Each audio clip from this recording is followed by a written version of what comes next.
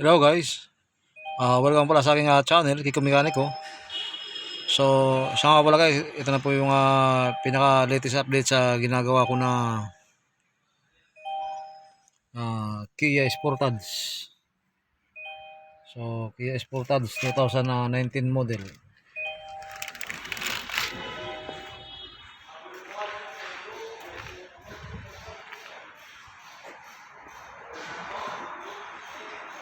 Bagong bago po guys.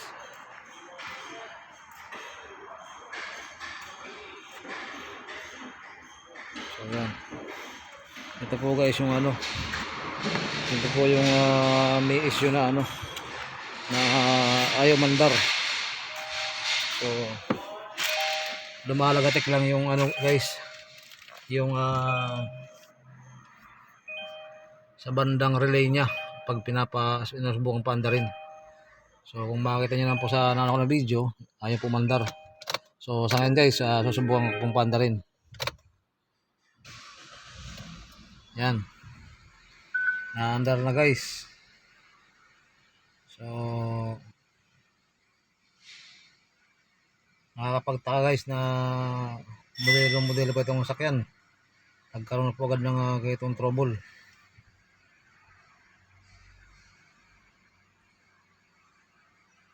So yan. 2019 Kia Sportage. So yan. Bagong bago pa ito guys. Yan.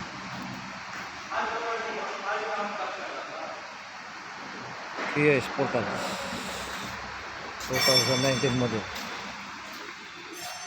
So bihira na naman pa ito guys mangyari na ganitong modelo-modelo tapos magkakaroon po agad sa starting, magkakaroon po agad ng problema sa starting. So yan, pinatay ko po yung makina guys at susubukan po pandarin.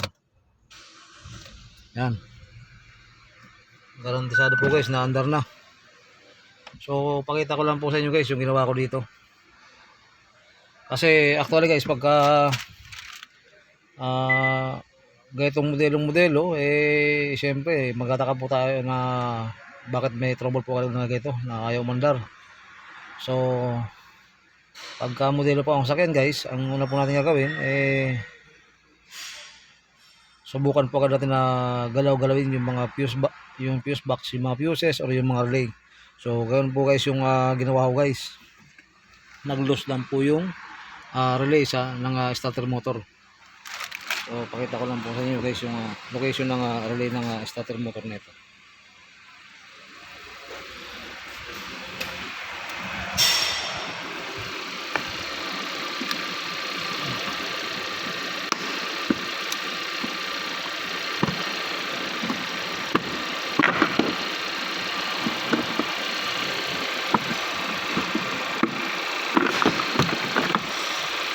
Ayan guys, ito yung pinaka-relay ng starter motor. So nag-loose lang po yan guys, kasi nung itinulak ko po yan guys, giniin ko po maganyan, sinubukan ko pa umandar na. So yan, siguro guys nalubak po ito ng malakas-lakas at yung fuse box malapit dito sa kanyang position na shock absorber. So baka guys nag-loose lang. So yan, nung giniin ko po yan guys, andar na siya. So yan,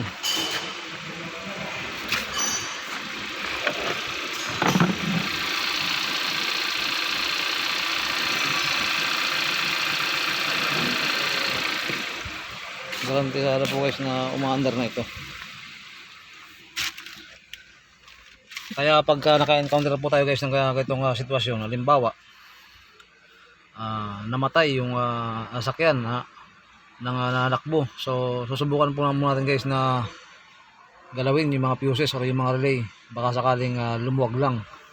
Kasi pagka medyo lubak-lubak po yung dinadaanan, so may tendency po kasi minsan na lumuwag yung pagkakasalpak ng mga fuses or relays. So Siyempre po guys, tulad nga po nabanggit ko, ito yung medyo modelo pa, 2019 model. So, hindi po ito guys magkakaroon ng problema sa harness or sa ignition na system.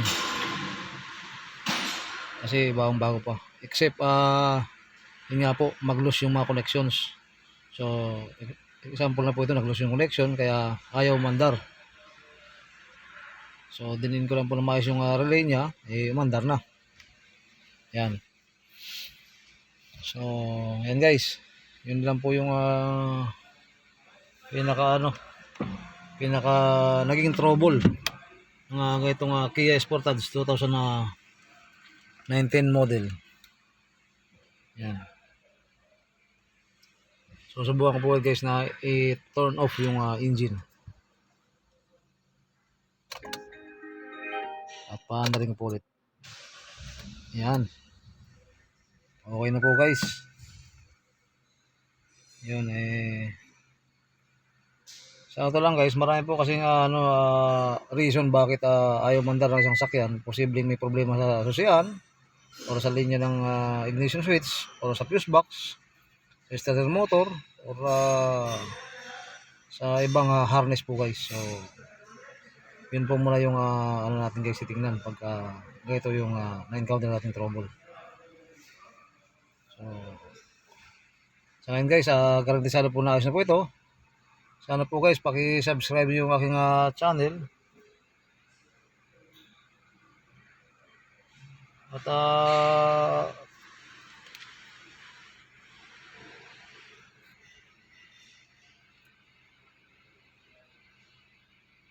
pakipindot na rin po guys yung yung notification bell para every time po guys mag-upload ako ng new videos tungkol sa paggawa ng sakyan ma-update din po kayo.